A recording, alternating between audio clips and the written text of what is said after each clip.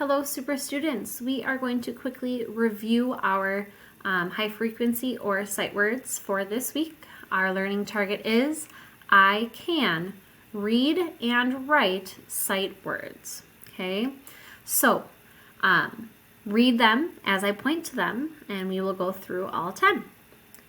Again, below, school, find, 8, like the number, does, house, carry, laugh, and mother. Okay. We are going to play sight word race. If you remember how that works, I'm going to put a word on the screen, and your job will be to say the word before I do. Okay. Good luck, and let's get started. 8. Again. Mother. Below. Does. Find. Again. Find. School.